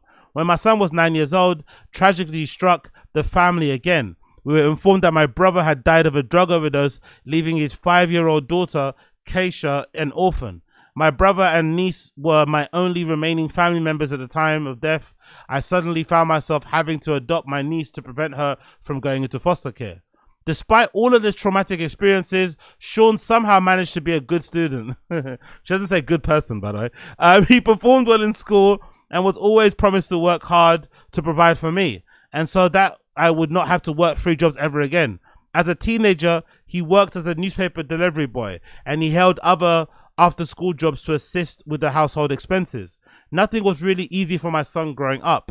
Even when he started making his music, he faced rejection and the clubs would not play his music. Mama Combs knows a lot about the industry, yeah?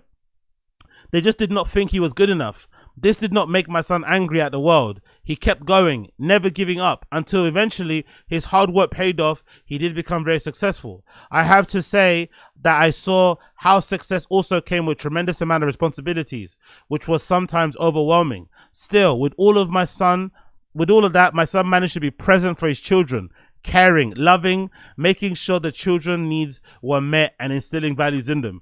Yeah, but how about those women though? How did he treat those women though, mum? How did he treat those women? I also depend on Sean for emotional support. Please release my son. I need money for handbags, but also I need his emotional support. Okay. He always looked after my health and well-being. This was crucial as I have no one else to care for me. Come on, lady. You're Sean Combs' mum. You have the money to have someone, to have round-the-clock treatment, to have round-the-clock care. Not only your son's not the only person that can look after you. Come on, lady. Come on. 4 of his children lost their mothers not too long ago. The kids, especially the boys, are having a very difficult time dealing with the loss of their mother. How about dealing with the fact that their dad is a fucking, whatever. I'm not going to say the word, but you know what I mean. How about that? The loss of their father has been devastating, says here. I've never excused any of the wrongdoings committed by Sean. I was always very strict with him growing up. Well, didn't work, did it, mum? Didn't fucking work. Last page of the letter here. It says, kindness of our heart to allow my son to be able to sit at the dinner table with his family, to allow him to raise his children and to instill in them the need to be respectful, get an education, and just be a God's children with love in their hearts. They could probably do that without him in their house. I'm not gonna lie. Please allow my son to be present in children's lives and be able to answer any question his children may have, to be able to help them through the difficult moments. I beg your honor to let him help them through the healing process from the loss of their mother and pain and sleepless nights that they may have. Some people allege, by the way, just as a note here, some people allege that Diddy may have had a hand in those kids losing their mum. I don't really believe it. Maybe, there is that whole thing of dying of a broken heart. That's possible because if I'm not mistaken, I forgot her name again, but that lady was really pining for Diddy. She really wanted Diddy to choose her, to marry her properly. Do you know what I mean? And he basically kind of kept longing it off until, unfortunately, she passed away. And then when she passed away, he's like, oh, I miss her so much. So it is a possibility that she could have, maybe medical complications, but it could also maybe contribute to the fact that she died of a broken heart. But some people say he was to blame. So to invoke the spirit of, the dead child's mothers now is a bit rich. It's a bit rich. But what do I know? It says here, my health has deteriorated these last couple of years. I had 2 brain surgeries, monthly follow-ups, and I'm having a difficult time controlling my diabetes. My doctor informed me that the diabetes has affected my heart, which may result in a stroke. I don't know how much longer I'll be around, but I would love to be able to see him and his children together again. Respectfully, Janice Combs. So you can understand the mum.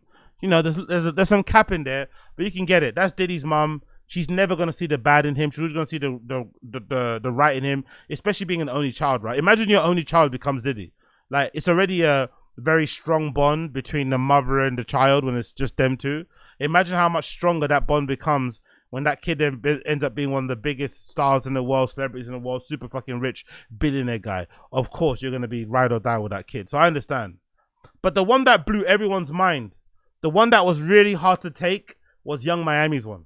Young Miami wrote a letter to the judge requesting early release for Diddy, and women are going crazy. Women are freaking out. And to me, this letter, this endorsement, this whatever that Young Miami did for Diddy, again is another representation or another illustration of that quote that I love to say, the quote that I invented, which is, the real enemy of women isn't men, it's other women. Women basically are the biggest haters of other women, more so than men are. And I think in this particular case, some women were thinking that, there's some sort of like unity, camaraderie around women when it comes to abusers, right? Somebody has done something untoward to a woman. You see the video footage of Diddy beating up Cassie the way that he did, all the different accounts and stuff that he's done to women across the years. Obviously, he didn't get found guilty for most of them, but still, you heard the stories, right? You'd think if as a woman, you'd kind of run a mile because this guy's like, he seems like a bit of a terror. But what actually seems to happen is that women seem to get drawn by that. Like on the internet, I feel like women talk a big game about avoiding abusers and not doing this and not doing that. But I think in the real world, it doesn't actually apply, because I've seen many or read many cases of men doing crazy things. And I don't think in my entire time making content, reading these type of things, have I ever come across a story where a guy who was accused of something crazy like the R word or whatever, I don't think I've ever seen many of them where the guys were single. They usually come to the court cases hand in hand with a woman, a wife, a fiance, a girlfriend, something. So the things that us regular people or us non-women would think would be automatic like write-offs, like if you're a guy and you've diddled kids, if you're a guy and you raped women and stuff, right? You would think other women would be like, okay, cool, you're absolutely out. I'm not going to consider you. I don't care what you look like, what your bank account is. The fact that you did that is, you know, unforgivable. It's actually not true. There's a lot of women there that would forgive that sort of action. You know, it's case by case basis. And I guess in this situation, Young Miami had a favorable experience with Diddy when they were together at that time. So I guess no matter what he does, no matter what he's accused of, no matter what he's been seen to have done on camera, she doesn't seem to be, she's unwavering in her support in Diddy, which you can kind of admire in some ways, right? Her unwavering dedication and loyalty to Diddy. But then on the other side of things, to be cynical, you think to yourself, she's an ex-City Girl member, right? JT's doing her thing with her music career. JT's been embraced by the fashion scene, fashion industry. She's walking in shows. She's a bit of an influencer or whatever. She's also releasing her music still. So the music option for JT is still there. But if you think about it, Young Miami doesn't really have much of a music career. So it maybe makes sense that Young Miami is still very loyal to Diddy, because he treated her well when they were together at the time, and she doesn't probably think outside of that box. And two, he is her meal ticket. If you think about it, he's really her meal ticket. And I'd imagine now with a guy like Diddy going through what he's going through now, being in prison or being in jail, awaiting his fucking day in court, I'd imagine he's probably very isolated and lonely. A lot of people that probably came to his parties, a lot of people that he did business with have probably stopped calling or stopped answering his phone calls. So I think now, if you were to like make it known that you were like committed to Diddy and you're his friend and you're gonna hold him down, I think that would look very favorable on, you know, on Diddy. He'd look at you very favorably. He definitely remember that sort of thing and make sure to kind of keep you close. So I think the actual smart move, it's actually a smart move what she's doing, you know, aligning her loyalty to Diddy. But it's also a bit wild to hear her essentially describe why she thinks Diddy's a great guy and why he should be released. This is the letter that Young Miami wrote, right? Again, just the opening line for me is already tells you what's going on, because, you know, if you've listened to Young Miami talk, if you've listened to her during an interview, during a podcast, you know that she's not the smartest girl in the world, right? She's not the sharpest tool in the box. But look at that first line. Dear Your Honor. It already starts off funny. Dear Your Honor. Yeah? My name is Carisha Brownlee. I'm a mother, daughter, sister, and hip-hop artist who has spent many years in the public eye. I want to be clear that I cannot speak on or defending anything that may have happened before I met Sean Combs. Again, like, just willful ignorance. Oh, because he abused people before, it doesn't matter because it's me. I'm the new person now. But aren't you afraid you're going to be the same person as everybody else? If you did it to other people, why can't I do it to you? Whatever. I do not condone any wrongdoing. I can only speak from my personal experience and the man that I've come to know over the past 4 years. The things some girls will do for a bag, like, that's why it's actually beneficial, I think, for most men to learn that there is a certain caliber of women. It doesn't really matter about being in shape and shit. Just become rich. Get money. There's a certain type of woman who doesn't really give a fuck if you treat them well. You just have to have money. If you have money, you can get away with murder, legitimately murder, and that lady ain't leaving. That lady's holding you down. That lady's staying by your side. That lady's doing what you say she's, you know, doing what you tell her to do. That there are some women out there that they're all about the money, which again I have to respect, because I don't think men could do it. I said it plenty of times. I don't think there's men that could do what women do, which is like secure the bag, you know, sleep with somebody they find physically repulsive, entertain people's conversations they don't give a fuck about. Women's ability to do that whilst also having the eye on the prize is not kind of admired more, because men could never do that. If a man doesn't find some woman attractive, it's just not going to get up. The Johnson's never going to come to attention. It's going to be is what it is. But women can somehow find a way you know, to kind of get it in their head that this experience is a good experience, and it kind of works out for them the way it works out for them. But let's read the whole article or the whole letter. For three of those years, I was in a public relationship with Sean, and during that time, I witnessed and came to know a different person than the one often portrayed. Behind the scenes, he was loving, genuine, supportive, and always encouraging. He motivated me, believed in me, and helped me grow both personally and professionally. She really wants that money, innit? You gotta respect the play. She really wants to make sure she secures those bags by all means necessary. Any means necessary. I'm writing this letter because I believe it's important for the court to know this side of Sean that I've always seen or spoken about. The man who poured into others, who gave opportunities, and who led by example, and who loved deeply. He helped shape me both professionally and personally. He believed in me, pushed me to... Did she write that twice? Yeah. She wrote that sentence twice, right? He helped me grow both personally and professionally. He helped me grow both personally and professionally and personally. Okay, short them around. One place she said personally and professionally. Another paragraph she says professionally and personally. Okay, cool. What a fucking linguist, isn't it? Big up young Miami. He believed in me, pushed me to grow, taught me how to be a better businesswoman. He helped me find balance between chasing my goals or my dreams and being present for my family. Be sure, because that's what he did, no matter how busy he was, he never missed holidays or special moments with his family. Okay, cool. One of my most meaningful memories was when he took me to my first Met Gala. Pick up young Miami. He took me to the Met Gala. He's a lovely guy. I promise, he's really nice. He took me to the Met Gala. Forget all the abuse, forget all the harassment, forget all the violence, forget all of that shit that may have occurred. Just focus on that. He took me to the Met Gala. That was great. That means he's a great person. It wasn't just about the event. It was about what it represented. Sean has always made it a priority to open doors for black people, to make sure we are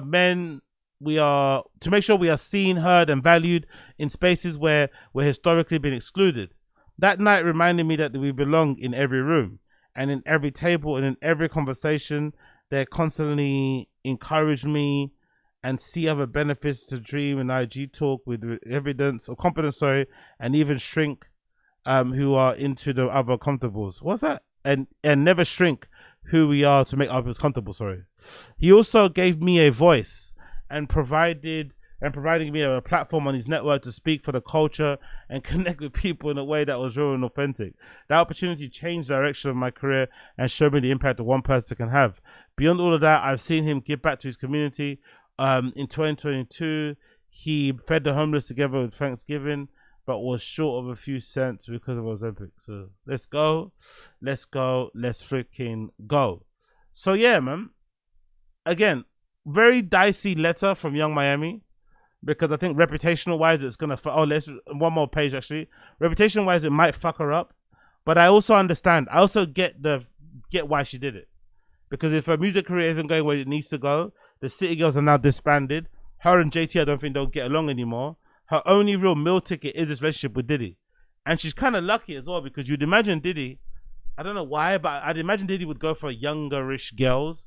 JT's not that super old or young, but still, you know, I'd assume he'd be out with like 19 or 20-year-olds, but I guess there are some places that you can't legitimately travel to unless you're over a certain age and stuff. So I guess that kind of makes sense. How it played out. But Jesus Christ, man, what an absolute shocker of a situation. I'm really curious to see how it plays out when he does eventually get released. Will he go on a fucking podcast promo run? Will he start acting different people, telling them to go suck it? I wonder what he's going to do. I really do wonder what he's going to do, because I don't know. After watching some of these clips and stuff, woo, it's fucking crazy. But yeah, Diddy's coming home soon. Diddy's going to come home soon. Diddy, I think, is going to come home soon. It'll be interesting to see how the industry reacts when Diddy does come back home soon. It'll be interesting to see how the industry reacts when Diddy does eventually come back. Because you know who he is. You fucking know it. You fucking know it. I fucking know it. I think the whole world knows it. We're gonna see a take that We might even see a post-release date fucking freak off, you know, but done in a sense of like, oh yeah, this is a freak off, but it's not really a freak off, you know, like an almost like fake freak off type of thing. So I'm really curious to see how it pans out. Really curious to see how it pans out. Really, really curious to see how all of it is gonna pan out. It should be fucking fun. It should be fucking fun. Cool. Ladies and gentlemen, that has been the Agostinho Zinga Show, episode number 950. 950. Thank you so much for tuning in to the Agostinho Zinga Show, episode number 590. If it's your first time tuning into a show, you know what to do. Smash the like button, hit subscribe. All that good shit will be much appreciated. For those of you listening to the podcast app, you will hear my tune of the day playing underneath my voice right now. So make sure you tune into or click on the tune live, you know, tune to the channel. And all that malarkey will be much appreciated,